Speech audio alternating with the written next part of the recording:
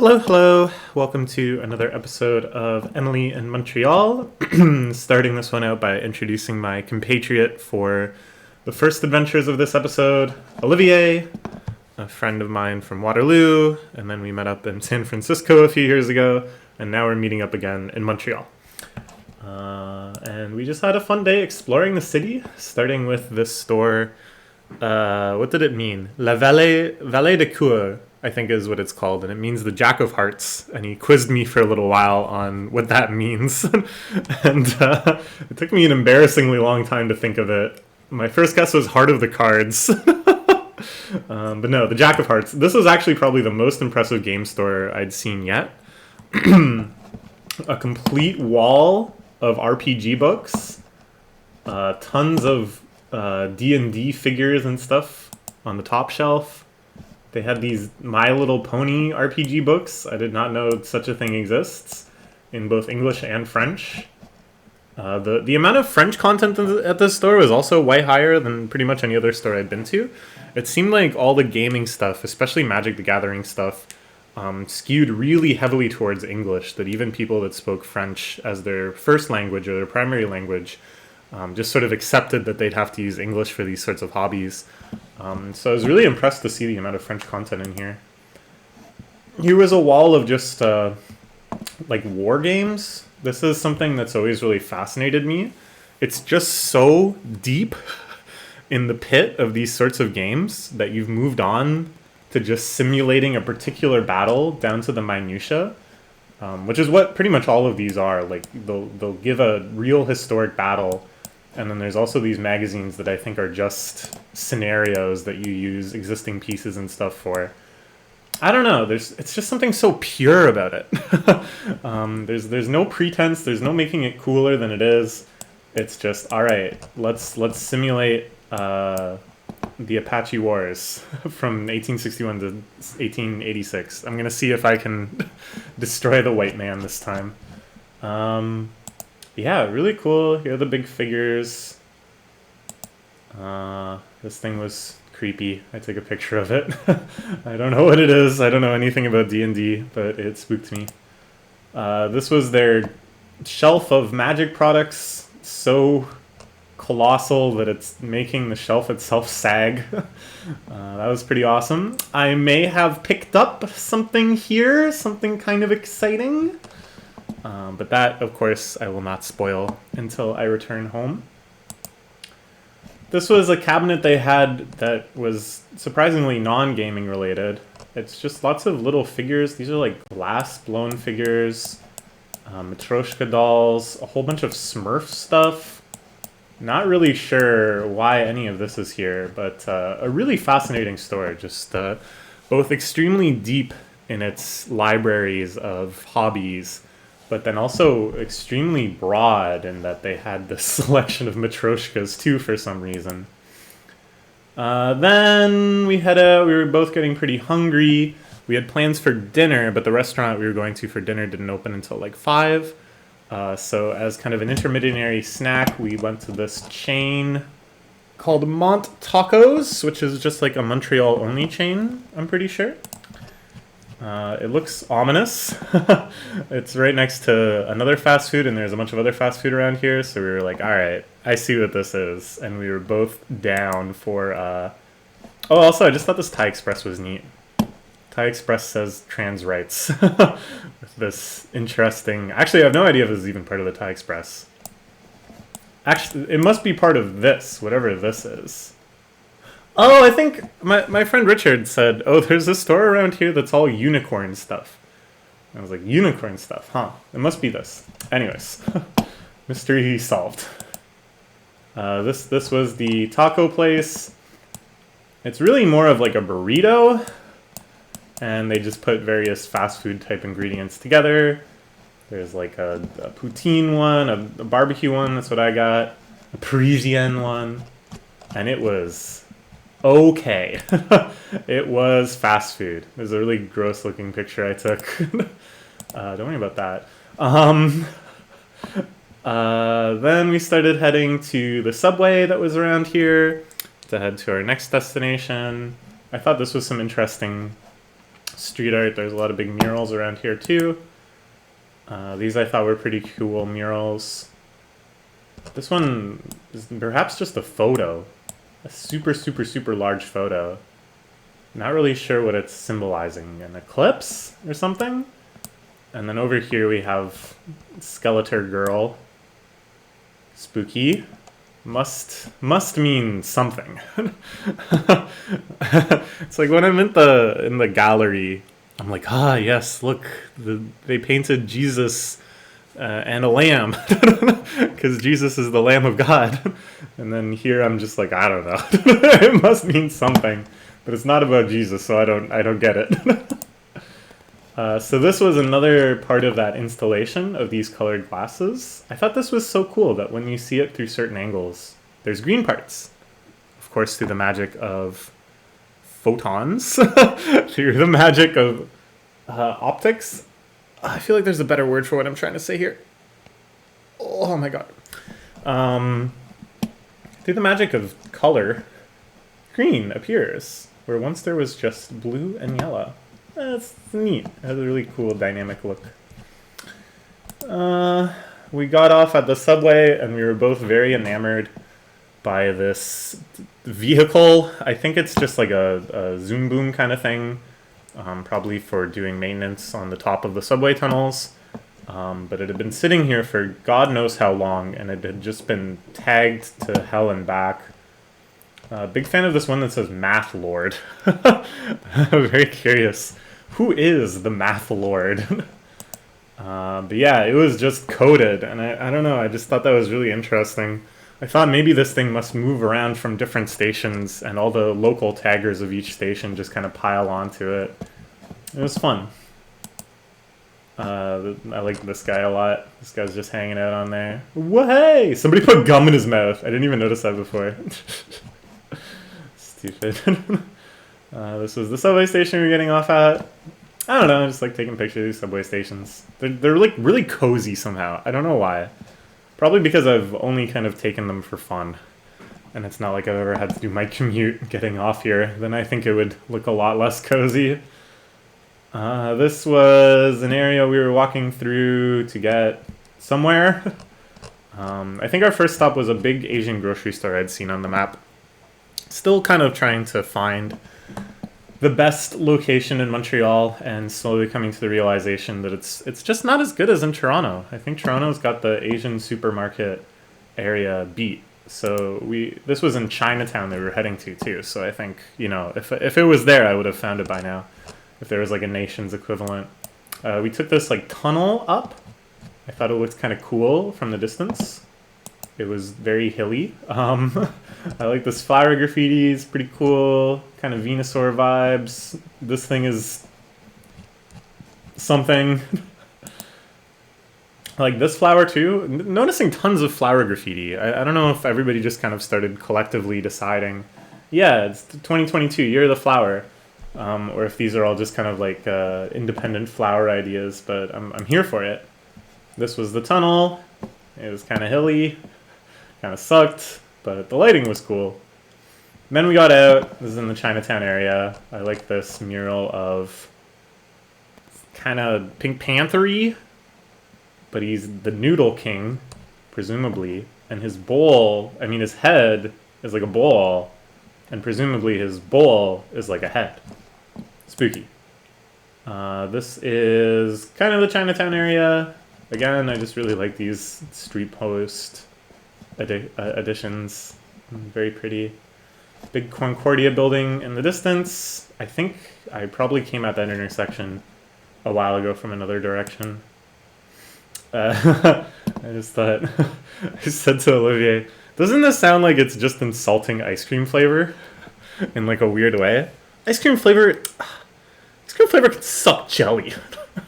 Anyways. Then they had more of these than I have ever seen, even in Japan, all at once. I love this drink so much. Whenever I find it in TNT, in Asian convenience stores, anywhere, there's only like 3 cans. I think maybe at TNT when they're fully in stock, there's like 12. And sometimes I just buy as many as I can because it's so tasty. and often it goes out of stock entirely. And here was like a whole platoon of them. So that was pretty exciting. This store overall, pretty good. I got some Krusty's deep fried fish skin here. I got these guys. I got a few other snacks, but like, not amazing. No puree gummies. Not a good selection of Kit Kats. I kind of idly looked at ingredients and stuff, and it seemed like pretty decent there, but like not as extensive as like the TNT in Waterloo. And this was the largest Asian grocery store I'd found in Montreal. I don't know. It's fine. So we were kind of killing time before it was time to go eat, just kind of trying to build up our appetite some more. And Olivier was like, "Oh yeah, there was an anime store around here that I used to go to. Let's like go to try to find it." Oh yeah, because Olivier grew up in the Montreal area, so this is kind of like his home turf. It was kind of surreal to be with someone who actually could speak French, having hung out with 3 other people during this trip, and none of them having that much more French than me. To have someone who is like fluent and could just like trivially read things and converse with people, that was an interesting new experience. So anyways, yeah, he was like, yeah, when I came into Montreal a lot for like school and stuff, this is one of the anime joints. So we found the building that it was supposed to be in. It was supposed to be just kind of like inside in a sub area of this building, but the whole building was closed, and the only posters were for Tactic Airsoft and Amazing's Feet. I said, "Wow, this does sound like an anime store." But yeah, it was closed. So then, kind of wandered around some more. I saw this cool fox made out of lights. It's awesome. There it is again. This was the largest Arc'teryx I've ever seen. Arc'teryx is like a really bougie brand for outerwear and jackets and stuff, and usually they just sell their things in like department stores, and then maybe in like a really bougie mall like Halton Hills or Yorkdale, there'll be like a very small Arc'teryx boutique. And here, perhaps like the Canadian flagship or something, is taking up like a quarter of the friggin' block. So I was like, wow, it's kind of wild. Alright, so then we got this restaurant. This restaurant was called... Hopefully it'll say somewhere! I can't remember. Oh, wait. No, I can...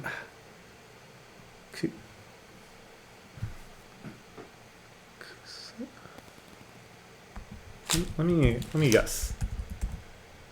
Nope. What the heck? What is it called?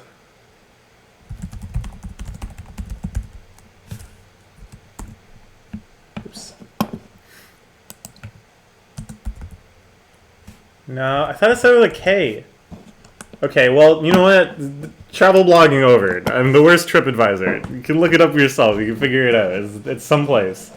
They had the wa of wa shofu, like Japanese cuisine, and also the wa of reiwa. There's kanjis everywhere. It just kind of means like in the Japanese way in most circumstances. On these kind of like old, beat up, sidebound menus, which I found to be a real ominous positive sign of quality to come. And oh boy, did we get a good meal here. Took a picture of the drinks menu for some reason. We had a few drinks. I took pictures of them. You'll see. Yeah, here's our first drink, plum wine with plum. So there's just the plum floating in there. This is like nice, sweet, syrupy wine. I kind of a dessert wine, but we had it during main course because, you know, we just ball like that. And just nice for sipping, very refreshing, cleanses the palate. I love plum wine in general, especially this like really kind of sweet Japanese style. It's something that's kind of hard to find in North America, so I'm always excited when I see it on the menu. This was confusing for a while. So we ordered a whole bunch of stuff with the intention of just splitting everything. And this came, and we were like, what is this? I don't remember which thing we ordered that this could be. And then I finally noticed underneath this sauce, which was kind of like a yuzu-infused vinaigrette, there was scallop sashimi. That's what it was. It was scallop sashimi that we ordered. Hotate. Really tasty. Really. So you'll notice this is like a fusion restaurant. Well above and beyond it being a Japanese restaurant, this is solidly in the territory of fusion. I'd say for better and worse in some circumstances, but it was always, it's like really exciting. Like I've already had, top of the line sushi. Like I've had sushi in Japan and stuff. I don't necessarily need that all the time. It was cool to mix things up, and we got some really wild stuff, as you'll see. So yeah, this was really tasty. The vinaigrette was like a nice offset to the kind of creamy sweetness of the raw scallop. Just kind of wish that the plating is like weird, right? That we couldn't tell what it was, and that it's kind of like drowning in the sauce. I sort of wish instead you had a little bit more control over like the sauce to sashimi ratio. It was good. Then we got an order of takoyaki. This was by far the most traditional thing we got. It's just takoyaki. It was really good takoyaki though. Nice and big, served piping hot with the bonito flakes dancing, and a really solid chunk of octopus tentacle in every one, which is something you sometimes lack in lesser takoyaki, that it's just sort of like an octopus puree. But I like the texture change and having like a substantial bit of octopus to bite into. Then we got some oysters. These were really good too. It's like more of the yuzu vinaigrette with like a wasabi oil infused in it. You can see the drops of the wasabi oil here. And it was really tasty. It was really a rush and definitely a very unique experience because I'd never had oysters that flavored before. But at the same time, there's a reason people don't typically flavor oysters so much. And when I saw them on the menu, I started really craving oysters.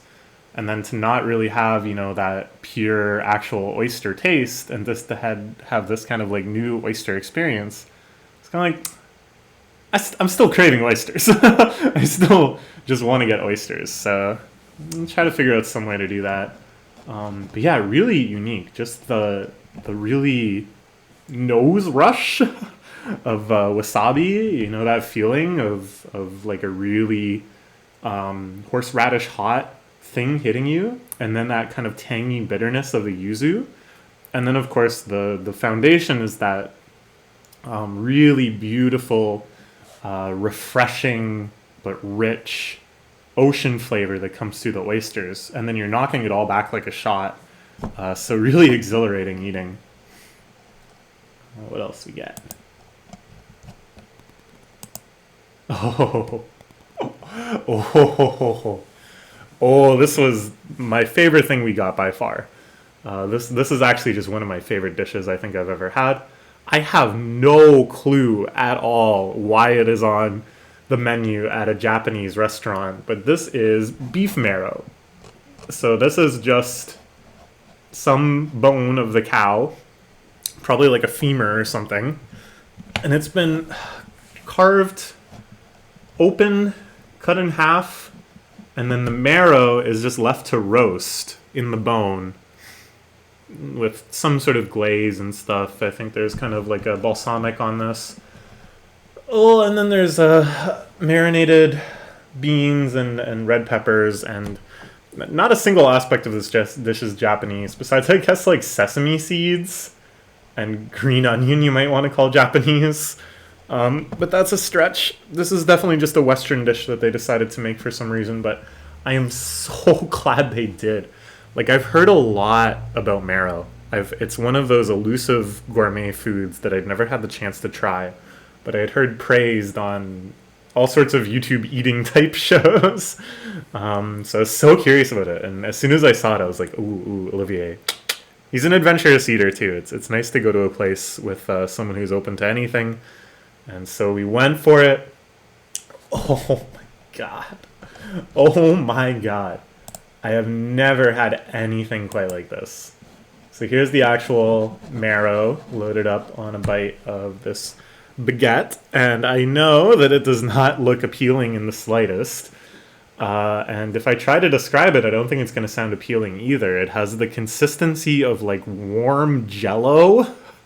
But it like melts in your mouth faster, and the taste is sort of like, how can I describe this?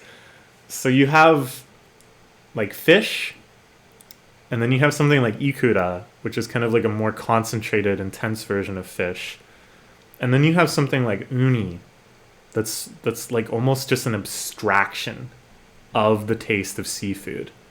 And it's just like a pure buttery essence of seafood. This is like the same mechanism applied to beef. That if at first you have, say, roast beef, and then you move on to like a really nice cut of steak, like a really fatty marbled steak, and kind of the difference, the transition between a bite of just like beef, and it's like, well, this tastes like beef, and then like what is refined into the taste of the steak. If you take that step again, like with the uni, you arrive at the beef marrow.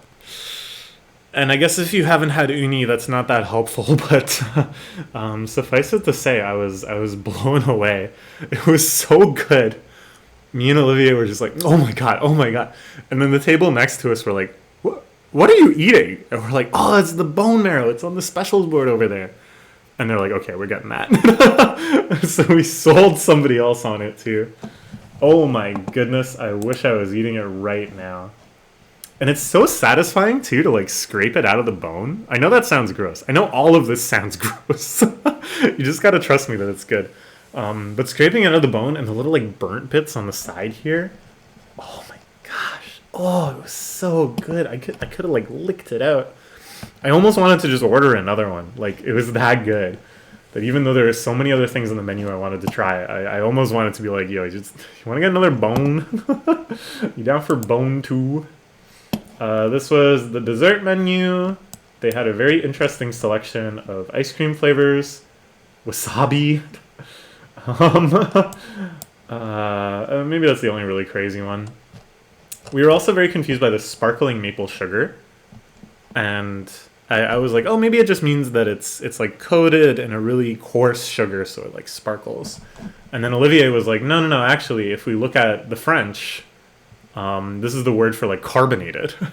So I was like, oh, it really is some sort of carbonated ice cream. But we didn't get that.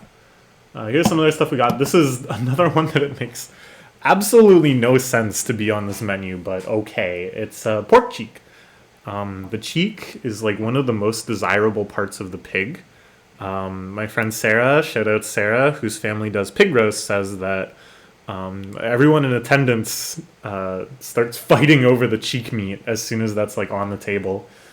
It's like absurdly tender. It's almost like the beef marrow again, in that it's just kind of this like pate-like abstraction of the taste of pork. Came with tortillas, as is Japanese tradition. I guess the Japanese element here is that this is kind of like a teriyaki soy-based sauce, and that this is a kind of cream of wasabi sauce, and there's sesame seeds, and then this is some sort of chili that maybe is Japanese. Once again, the plating is bonkers, but whatever. It was really tasty. I feel like they could have done more with it, but whatever. I would have also appreciated something like crunchy to eat it with, since it's so soft. But just the flavor of the cheek was like out of this world. Like to have that back to back with the marrow, it felt like I was really tapping into just the raw essence of like umami and meatiness and the deliciousness of being a carnivore. More shots of that. And close up. It really just looks like pate, but it's pork. It's the cheek of the pig. Took a lot of pictures of this. This was a sashimi dish we got. Once again, like, you would get murdered for serving fish like this in a traditional Japanese place, but once again, we got the yuzu vinaigrette on top. I think a few other sauces as well. The salad was also tossed in that yuzu vinaigrette. It was very tasty. We munched away at that for quite a while. But yeah, I wouldn't say it was amazing in terms of value. You get these very, very thin slices of tuna and salmon. But it was really, really good tuna and really, really good salmon. And again, you can't taste it as much as you normally would because of this overwhelming presence of the yuzu. But it's not bad. Like, it's just different, you know? It's just very, very different, but another good experience. We got everything yuzu. We got a yuzu cocktail that was like yuzu, vodka, soda. I don't remember what else. Maybe a bit of sweet syrup because it was more sweet than yuzu by itself would normally be. And there's chunks of candied yuzu in the bottom. Really, really, really tasty. Feeling a little tipsy at this point, but you know, I don't know. Just when you're eating a really good meal and you're just kind of slowly drinking throughout, and like right as you're getting full, just the alcohol kind of catches up with you a little bit, and you're like, wow, that was a good meal. It's a really nice experience. I highly recommend it. We got some skewers. This is kind of just like our final parting dish. We'd seen another table order them in kind of a reversal, and they looked really good. So chicken balls and just chunks of dark meat. Really, really nice teriyaki glaze. I would say this one is quite traditional. Oh my gosh. I have to itch my back, but we'll get to that. This was a sake ice cream I got. So it comes in this dish of sake, and then this cup is just full of, I'm pretty sure this is just plain vanilla ice cream, but it was really, really, really good vanilla ice cream. You could tell they use like really high fat percentage cream. This is some of the best vanilla soft serve I've ever had. Maybe it was just because I was drunk, but it really, really tasted that good. And then you mix it in with the sake, like you get a bit of sake in your spoon and a bit of ice cream in your spoon, and have it both at once. And just that like combination of flavors. Oh man, it was so good. I'm gonna try to recreate this at home, I think. That's not that hard. Just get a little sake, get a little ice cream. Yeah, it was really good. You can see the sake. You get a decent amount of sake too. I got a little tipsy. We also got this cheese ice cream. So these are like kind of chunks of like a caramelly toffee sort of cookie. And there's vanilla ice cream underneath and a caramel sauce. But this is cheese. This is chunks of like... I don't know. I don't actually know what kind of cheese this is. It's the cheese that looks like that. Like, I know I've had it before, and I know there's a specific name. Use it in lasagna. No, it's not quite that. I was thinking of ricotta.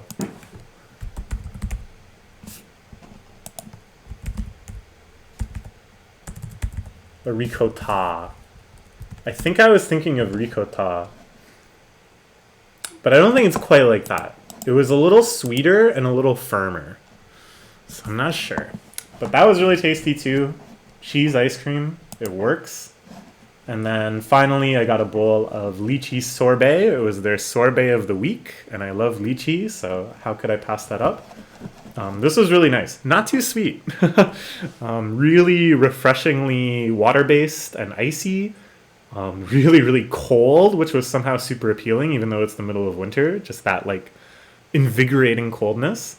And then the taste of lychee I thought was like perfectly balanced into it, but it wasn't too sweet. It was just very flavorful and present.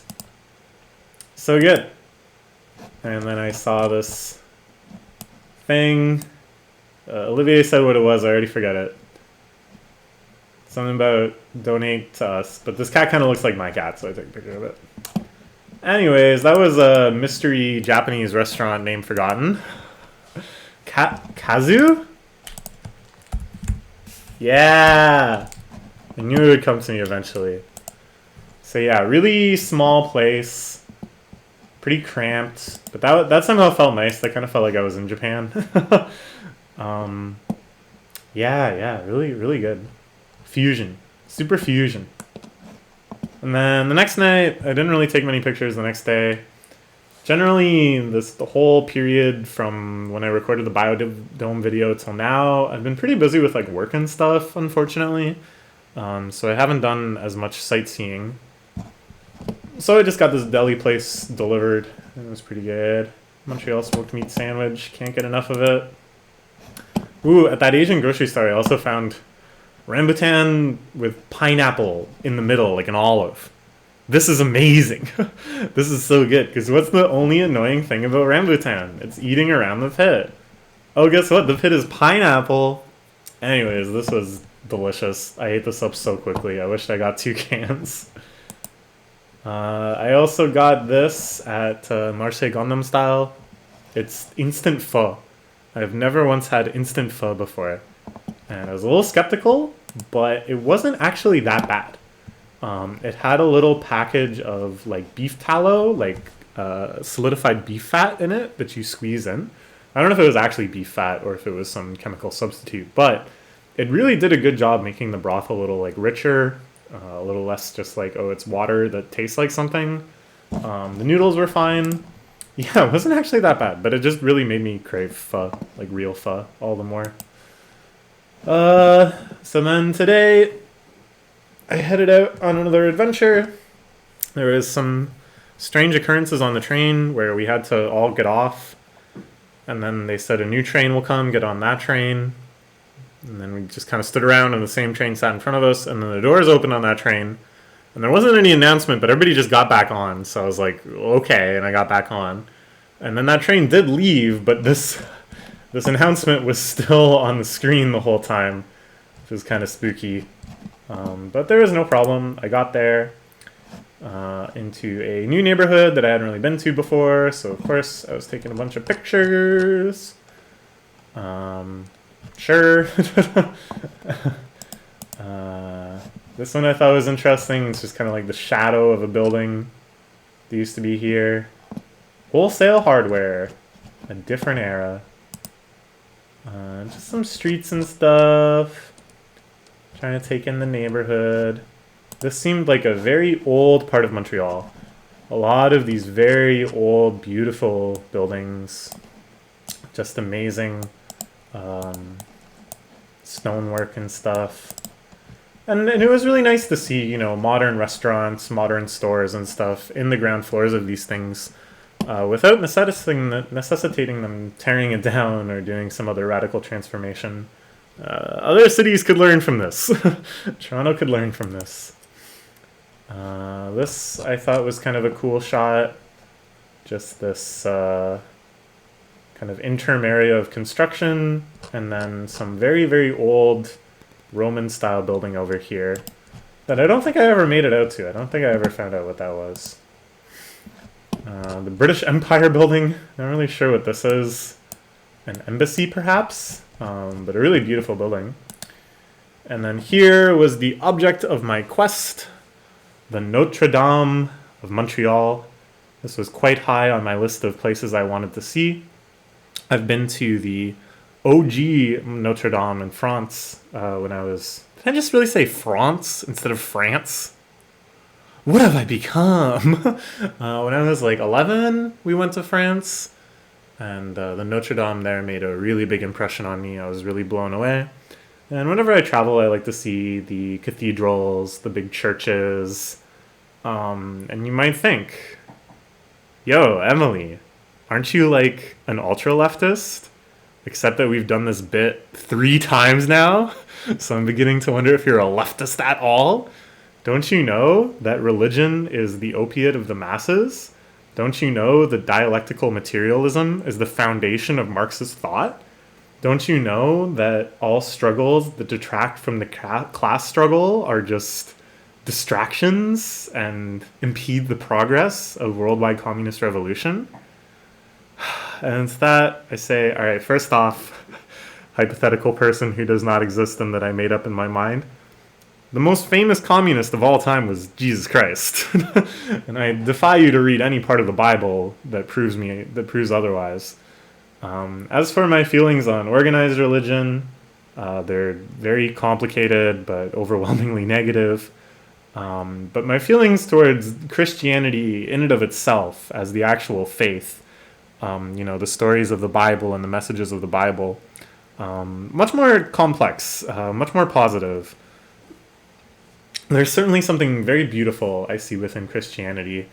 And even though I'm not a religious person, even though I don't attend church regularly anymore, and I haven't really since I was a kid, I still like church. I still like the idea of going to church. Just the spirit of getting together and singing songs and having kind of a special time in your week where you're almost meditative and detached from your normal struggles and stuff. There's a lot I like about like the ritual and such of it. Anyways, this is all to say that I like going to churches, and I actually had a very special purpose for going to the Notre Dame. I was attending a... Well, we'll get to this later. Anyways, so I started taking a bunch of pictures of it. It's a really, really beautiful building. This is kind of like a side chapel, maybe administrative area.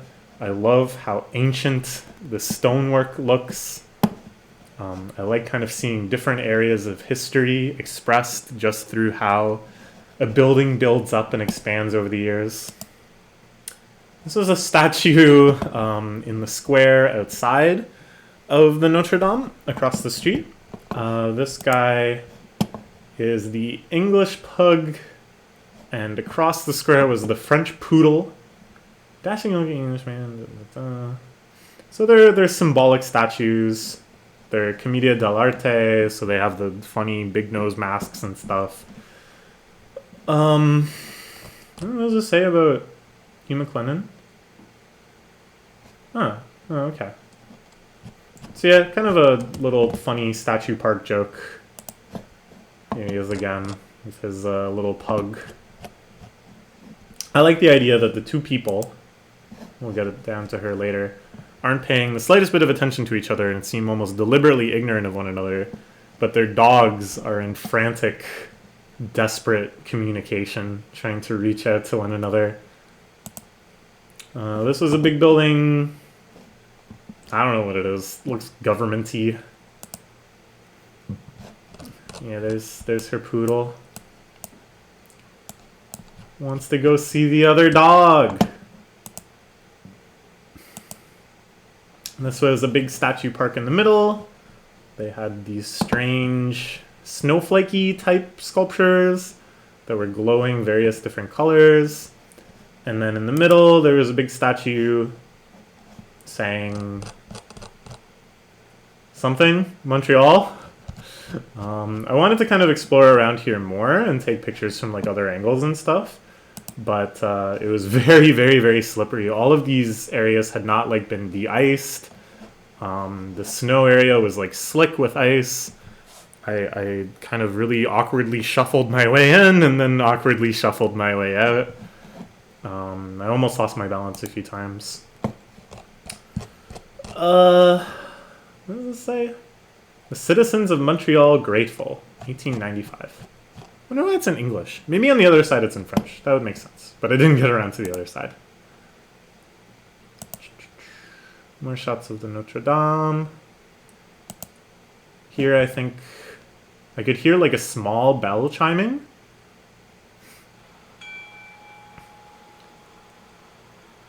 I wasn't really sure what that was. I'm trying to locate the sound. But then the actual bell performance for 5 p.m. started. I felt very lucky to be there for that.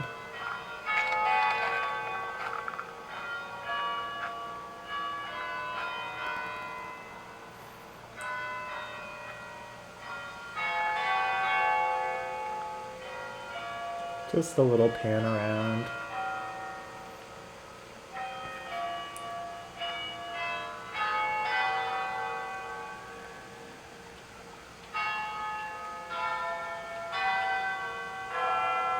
This chime. What is this chime? Dun dun dun dun dun dun dun dun. It's everywhere. It's everywhere. I think they use it in schools. I remember when I was very, very small, my babysitter had a grandfather clock that would play this chime. What's the origin? What does it mean? And then of course, 5 bongs for 5 p.m.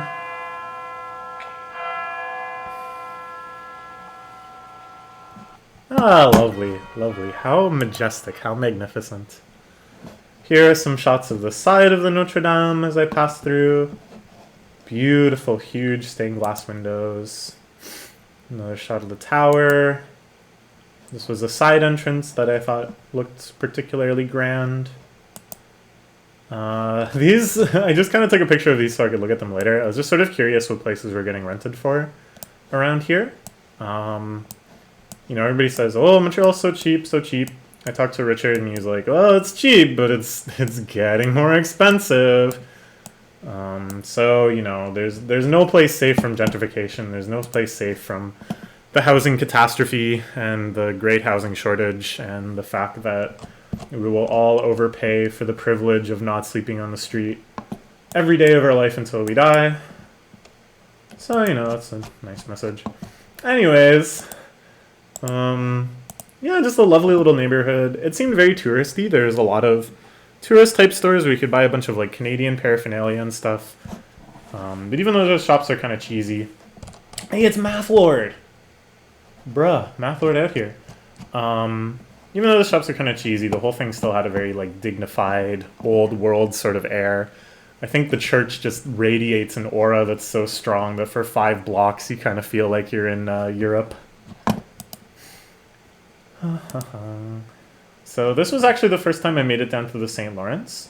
I didn't go too much further into the river itself because I had other destinations in mind, but I got some shots of this big shipping area. Looks kind of cool. This is where the science center is. Looks pretty neat.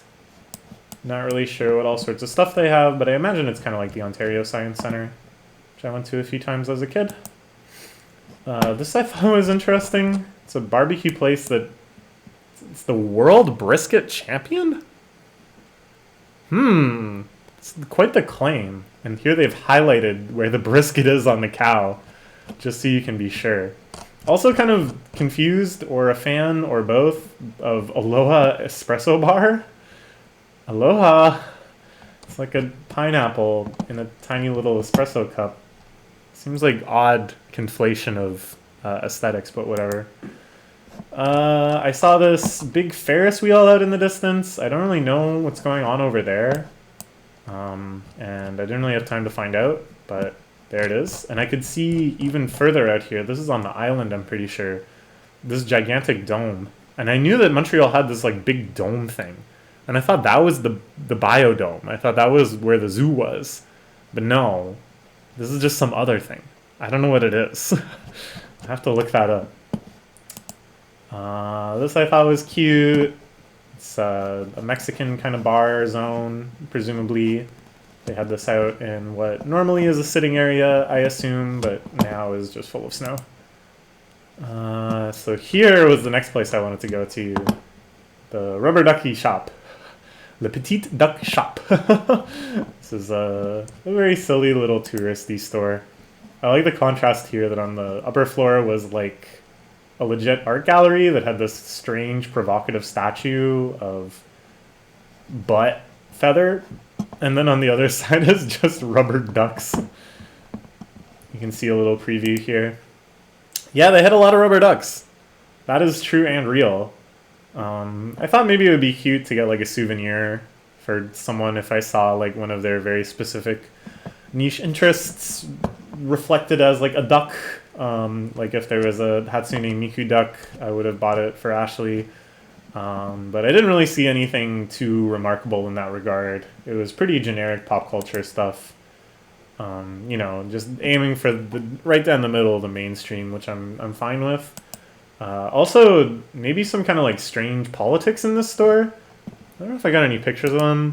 Oh yeah, this duck wearing a mask says "New Normal." And I'm like, New Normal is something I usually just hear like anti-vaxxers and other such chuds saying. And then there was like a Trump one, and it said like "Take Quack America," and it seemed like kind of positive. In a way that I was like, yeah, make America quack again. Interesting. It's not overwhelmingly positive, but it's not like overwhelmingly negative in the way that you'd think it was either. But I mostly just like this Boris Johnson duck. This one they couldn't help themselves. It's just straight up mockery. It's such defamation of Poor Boris. Boris Johnson, honestly, though, he doesn't do himself any favors. By far the least professional man looking in politics. Anyways, so it's kind of an interesting story. I didn't end up getting anything. Then I headed back through this square. I was on my way down here to like another kind of shopping area I'd seen on the map. And I fucked up big time. I was walking right along here, minding my own business. This path had all been cleared of ice, so I thought I was Gucci. And then suddenly, I could feel my legs go out from underneath me, and just wham! I landed hard on my back. Luckily, I was wearing my backpack, and I basically landed like right on my backpack. So I think that cushioned a lot. And I didn't have my wrists out. I somehow suppressed that instinct, so I didn't get a foosh, a falling on outstretched hands injury. I didn't land straight on my butt, which is normally okay, but can really mess up your spinal column. And I certainly didn't land on my head, which is the biggest relief of all. But I did. Ooh, it was still bad. It really knocked the wind out of me. And I was lying there on my back and I couldn't move. I just straight up couldn't move. And I couldn't speak either. I couldn't make any sound besides like, but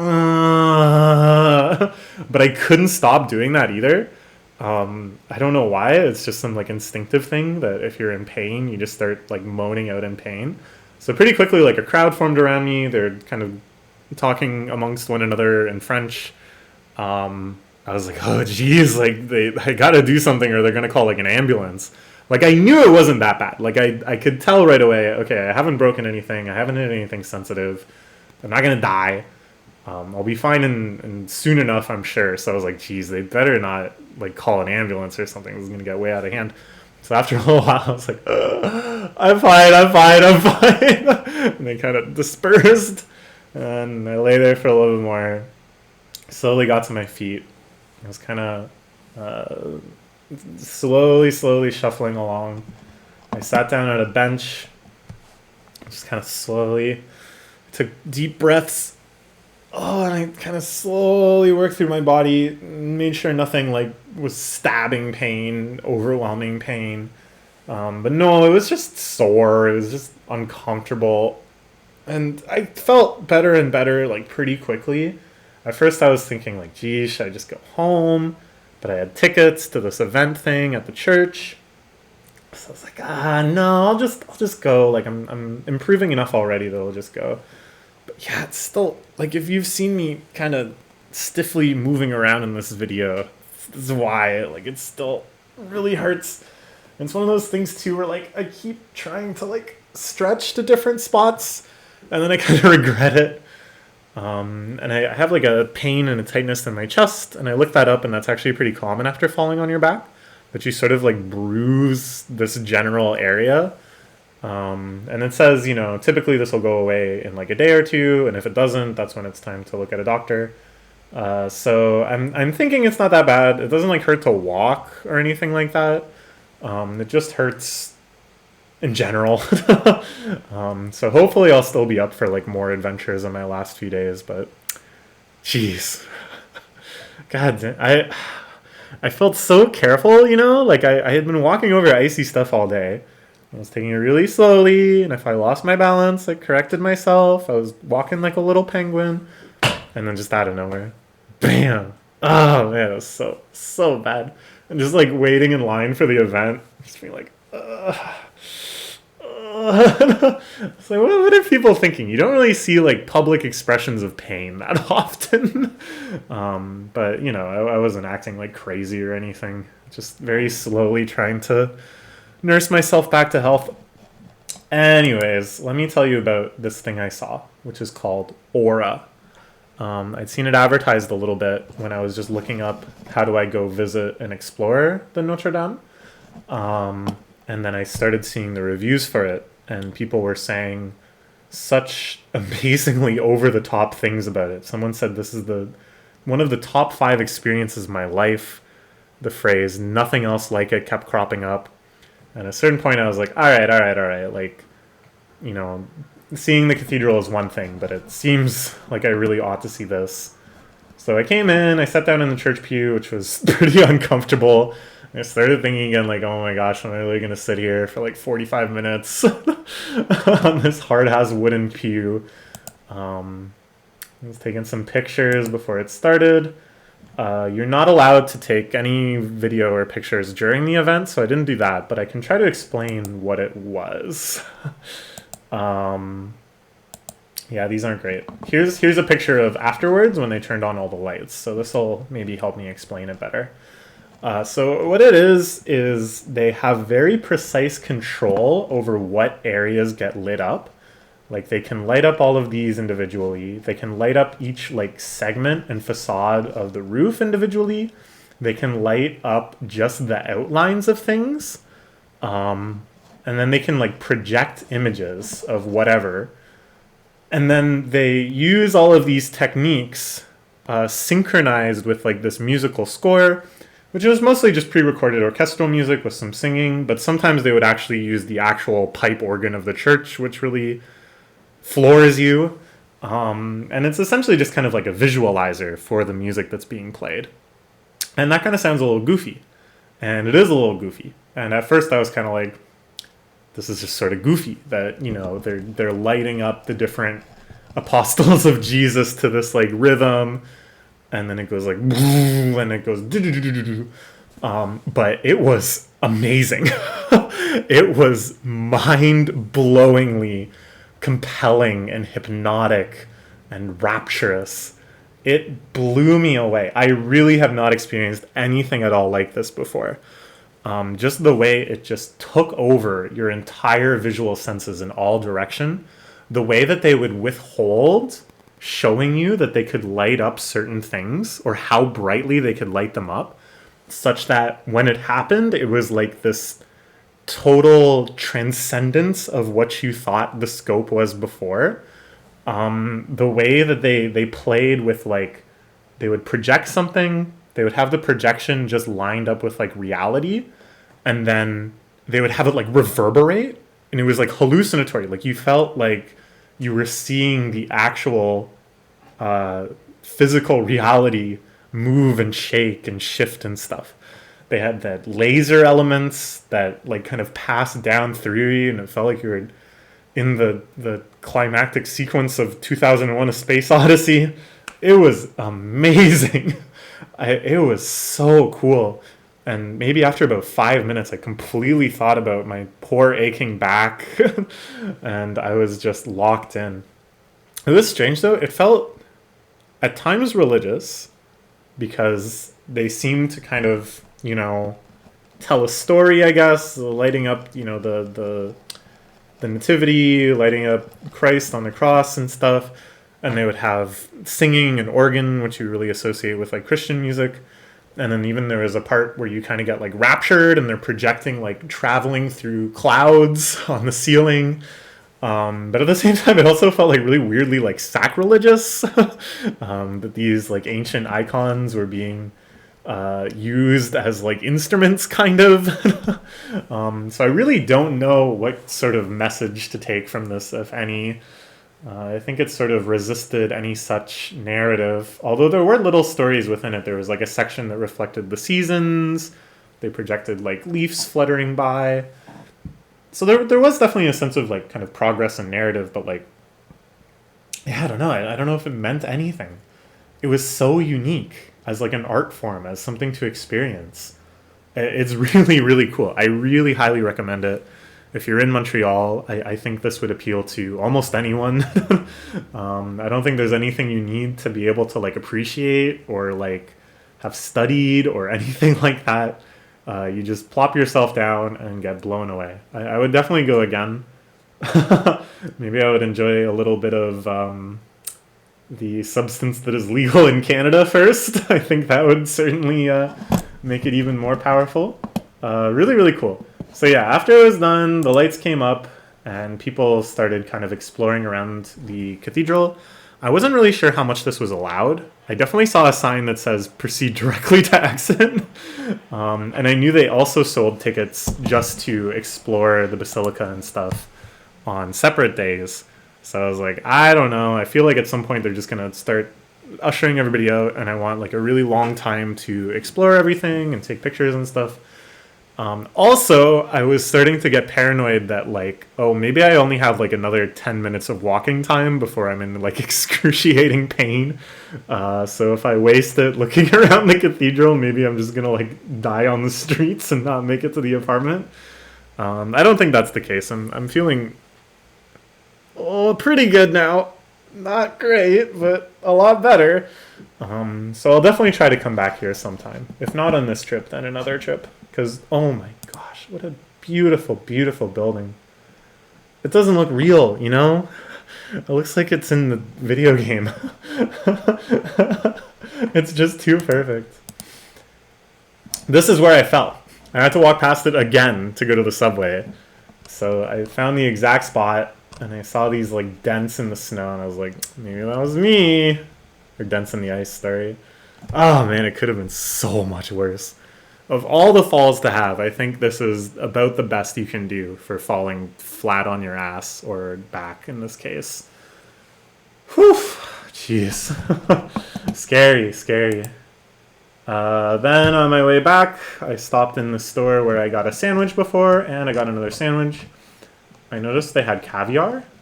I don't know if they just got it in or I didn't notice before. Pretty cool little store.